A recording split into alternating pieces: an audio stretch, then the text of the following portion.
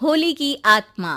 बचपन से शहर में रहने वाला मनोज इस साल होली की छुट्टियों में अपने गांव दुर्गापुर वापस आता है, जहां उसे देख पूरा गांव खुशी से झूम उठता है। जब गया था तब इतना सा था और अब देखो कितना बड़ा हो गया है। हाँ सरपंच जी, जब मैं गया था तब आप भी बहुत जवान थे और अब देखो कितने बूढ़े हो गए हैं आप। चलो चलो बढ़िया है। बच्चा घर वापस आ गया। इसी खुशी में आज रात पार्टी होगी। क्या बात है, गांव में भी पार्टियां होने लगी। वैसे अगर पार्टी की बात है तो आज क्यों सीधा होली पार्टी करते हैं। होली पार्टी की बात सुन चहल पहल में अचानक सन्नाटा छा जाता है, जिसे देख मनोज को कुछ अजीब लगता है, लेकिन तभी सरपंच बात पलट देता है। अब बहुत देर हो गई, चलो सब अपने घर चलो, पार्टी के बारे में कल सोचेंगे। मनोज भी मम्मी पापा के साथ घर आ जाता है, पर होली पार्टी और उस पर पूरे गांव की खामोशी वाली बात अभी तक उसके जहन से निकलती नहीं। पापा, होली पार्टी की बात पर सब चुप क्यों हो गए थे? अरे होगी उनकी कोई अपनी बात। मुझे गांव की पंचायती थोड़ी पता है। थक गया हूँ, चलो सो जाते हैं, कल बात करते हैं। पापा की बात मानते हुए मनोज भी सोने चला जाता है। आज तो छुपा लिया, लेकिन हफ्ते बाद जब होली का दिन आएगा तब इसे कैसे रोकोगे?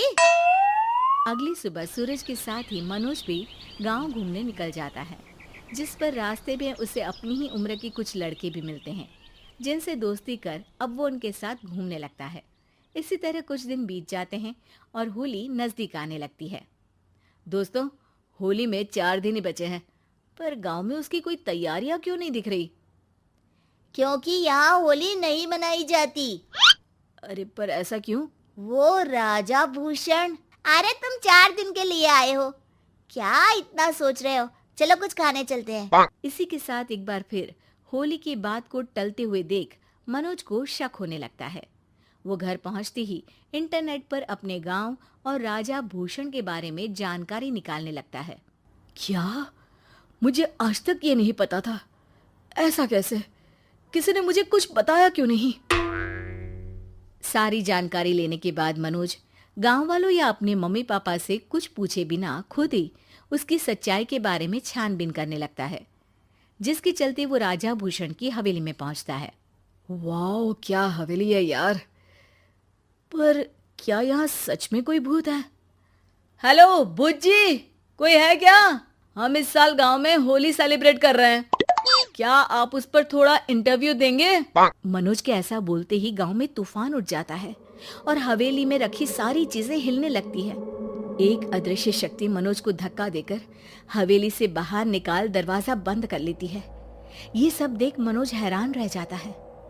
क्या अभी मुझे हवा ने धक्का देकर बाहर निकाल दिया?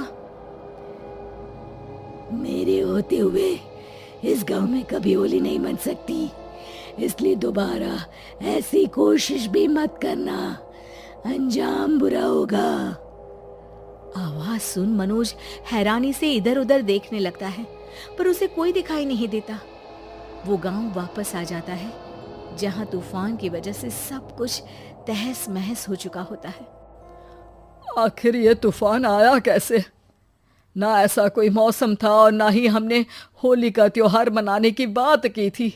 सरपंच की बात पर कोई रिएक्शन दिए बिना मनोज चुपचाप अपने घर चला जाता है।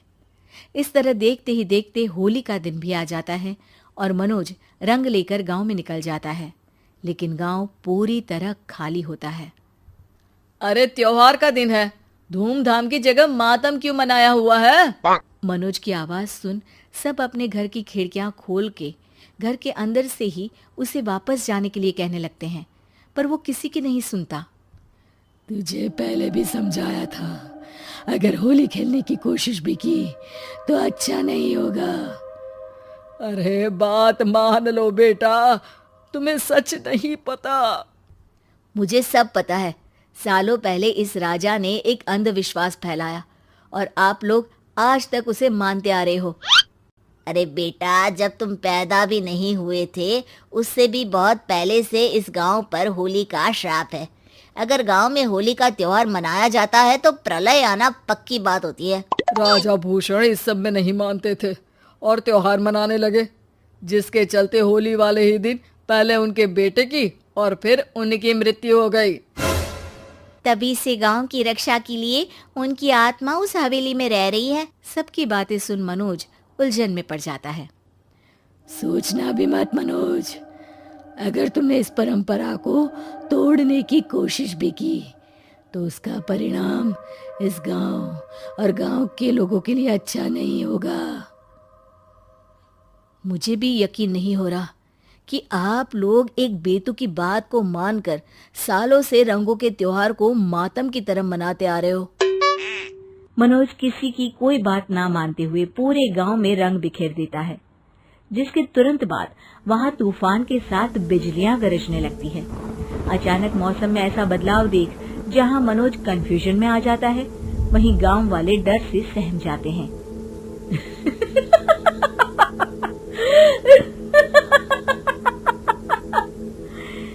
इस लड़के ने हमारे जैसे सिर्फ अपने स्वार्थ के लिए नहीं बल्कि पूरे गांव की खुशियों के लिए यहाँ होली मनाई है, जिस वजह से अब इस गांव पर होली का श्राप टूटता है।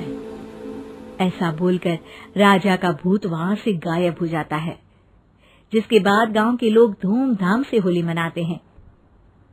खुशियों के रंग गांव में बिखरे ही होते हैं कि अगली सुबह अचानक मनोज कहीं गायब हो जाता है और एक बार फिर गांव में होली का नया राज शुरू हो जाता है।